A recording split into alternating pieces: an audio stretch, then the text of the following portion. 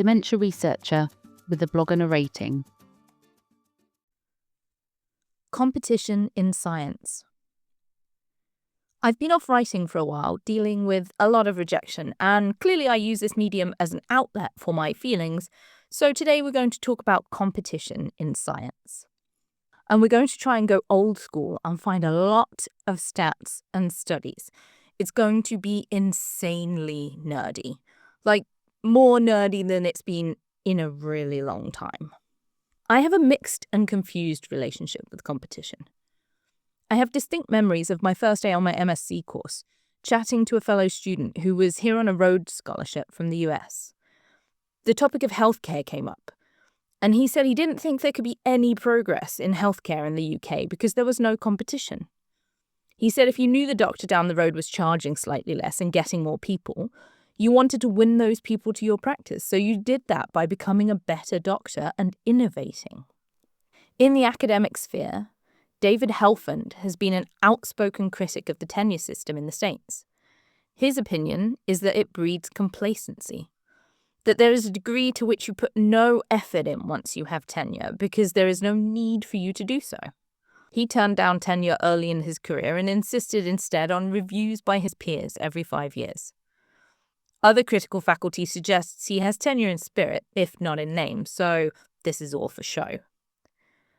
One of Helfand's arguments is that tenure stifles academic freedom. I struggled with this at first and had to sit with the concept for some time before it crystallized in my brain, and it's mostly because he's talking about aggregate academic freedom, not necessarily individual academic freedom. Academic freedom should be the right to pursue whatever research you want in whatever field. But Helfand's point is that the current system doesn't deliver that collective freedom. It concentrates security in the hands of a few and leaves everyone else more constrained. Tenure is very costly to universities, so they get around this cost by hiring more non-tenured staff, who take on the brunt of the teaching and research. And then what happens is that these staff feel incumbent pressure to produce results quickly, which often means twisting their story to fit fashions. Kevin Gross and Carl Bergstrom have written extensively on this, and their papers are excellent and involve much math I do not understand. Irrespective, I shall try to summarize for you. In a system where publish or perish is the state of play, most researchers will opt for projects which produce results in a timely and sensible manner. But when competition within that system intensifies, the safe options become crowded spaces. To stand out, it is more important to move towards riskier projects because the chances of a researcher standing out in that space are higher. And this is where we get into field evolution theory. I told you it was going to be nerdy. Singh et al. Published a paper in 2022 where they used more complicated math to quantify the rise and fall of scientific fields. They show that when a field starts, it is small and often fairly interdisciplinary. Topics become hot through a variety of social processes. Someone might publish a paper that is particularly good and impactful. Note I said impactful, not high impact. That paper is picked up by a large lab and they run with the topic. This increases prestige. There is a ton of literature out there on how larger labs and larger institutions carry more weight when it comes to publishing in a field. So, if a big lab at a prestigious institution picks up a topic, there is more widespread belief in its validity. This is where Morgan and their colleagues come in with their paper on how prestige drives epistemic inequality in the diffusion of scientific ideas, which basically shows that when an idea comes from a high-status lab or university, it diffuses faster and more broadly across the scientific network than similar ideas from lower-prestige institutions. The authors call this effect epistemic inequality. It's a kind of social amplification that makes certain ideas sort of go viral, independent of intrinsic merit. On an individual level, this is called the Matthew effect. First established by Merton in 1968, Wikipedia, donate if you can, sums it up as the rich get richer and the poor get poorer. From a scientific point of view, a number of studies have shown this to be true. Ideas from big-name labs, irrespective of their quality, garner more attention, often simply because we're lazy. We use cognitive shortcuts. Well, Fred said it worked like this, so that must be how it is. At this point, our idea, or field, according to Singh, has reached maturity. And mature fields sustain their visibility through scale, not conceptual breakthroughs.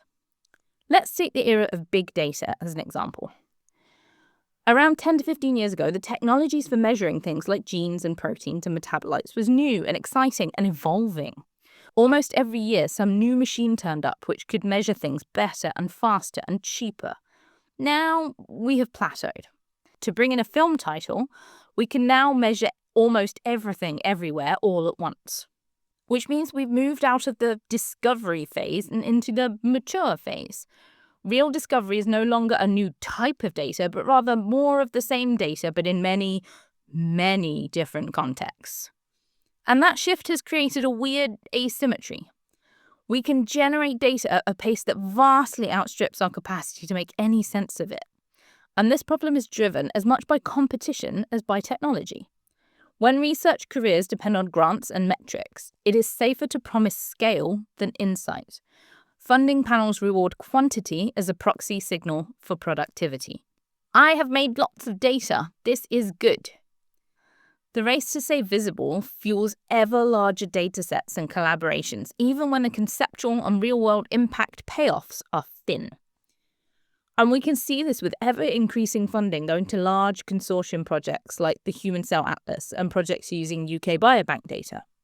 Don't get me wrong, discovery research is important, but at some point, we're going to have maxed out what we can measure, and we're going to have to start actually finding out what all these new receptors and new druggable targets and new genes actually do. And at that point, competition may have priced out all the people who can do hypothesis-driven research in favor of tons of people who are really good at using R. We've become extraordinarily good at data generation and integration, but progress in theory modeling and causal inference hasn't kept pace. If we bring it back to Singh's paper, big data biology is a field at peak maturity. Whether it declines or renews itself will depend on whether we can make interpretation rather than accumulation the next frontier. Funding panels and hiring committees are currently rewarding the visible productivity of big data sets and multi-author consortia. Actual data interpretation, which requires more experiment and less data analysis, looks unproductive. In a market where jobs and money are scarce, it's almost safer to produce more data than to ask harder questions. The result is a feedback loop of gloom in which competition drives conformity. For early career researchers, joining these large groups doing big data work offers security and visibility without the need for a high-risk strategy. Junior researchers experience competition as existential. Senior researchers experience it as strategic. For early career scientists, the next grant, paper, or contract determines whether they stay in the system at all. So they optimize for what is measurable and immediate. For senior academics, competition becomes a game they no longer have to play at full risk. With tenure and reputations already secured, they compete from a position of privilege where they lead the consortia, they review the grants, they decide which questions are fundable and which aren't. In shaping the criteria for success, they also shape the behaviour of everyone trying to reach it. And because many of those senior scientists sit on funding boards, the short-term incentives they grew up with become the next generation's operating system. Most UK grants now run for 3 to 5 years, a timescale that makes genuine risk-taking almost impossible. You can collect data and generate deliverables in that window, but you can't easily build a new theory or test a complex causal model. The system funds activity rather than understanding, so even good researchers behave rationally within irrational constraints. Short funding cycles make science look productive while slowly eroding its actual capacity for long-term insight. If we bring this all back round to where we started with Gross and Bergstrom, the author suggests that funding agencies rewarding novelty or rapid output pushes scientists towards headline-grabbing work. And with funding bodies receiving record numbers of applications, competition is higher than it's ever been before. And because they are such eloquent authors, I will leave the consequences of that to Gross and Bergstrom, who said that changes in the intensity of competition for various scientific positions and accolades do not merely have screening effects on the labour force. They end up restructuring the type of work that is conducted.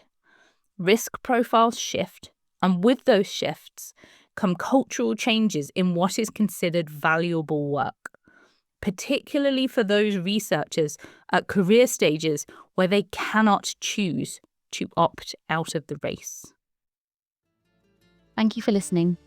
Join the Dementia Research bloggers and share your own views.